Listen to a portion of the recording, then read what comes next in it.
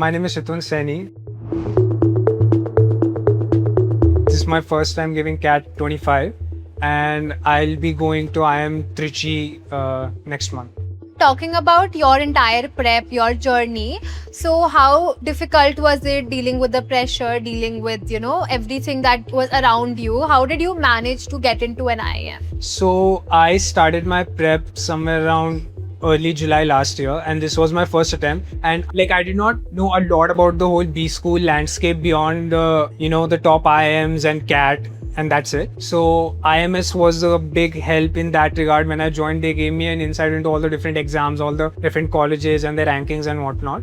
And I think the biggest pressure during prep was just being consistent. There was a certain hesitation to be wrong. Yeah. And I guess there was a certain hesitation to just go ahead with it and face the wrong questions and wrong answers. So I guess that was the biggest thing for me. And then beyond the exams, I guess it was interviews. Being it my first time, I did not really know what to expect specifically because I do have a gap year, so I didn't know what exactly they'll dive into. You started from say July to November, so you had approximately 5-6 months. That's a pretty short time if you think about it. In that entire prep, how do you think that IMS helped you to get to that perfect IIM score?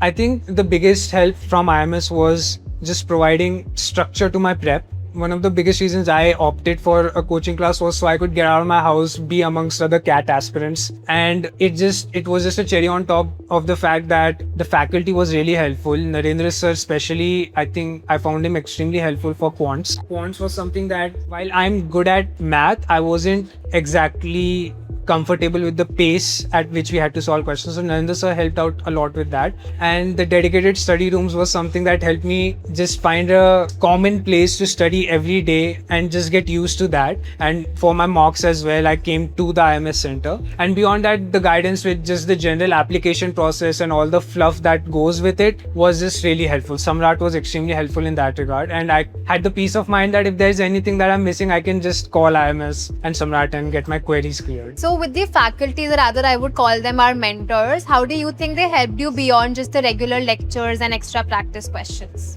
I think beyond that, they just helped me with my tiny stressors of the exam. So when CAT was coming close, I would talk to the mentors and just, sort of vent a little bit about how I'm feeling about my mocks, or I'll get some insights from them. Okay, my mocks are going this way. What can I do better? What are tiny things I can improve and whatnot? Surya sir was specifically someone I talked to regularly during when I came closer to my exam. At IMS, there is a lot of instances or memories, that I can think of personally studying in IMS myself. What would be a memory or an instance that you would take back from IMS?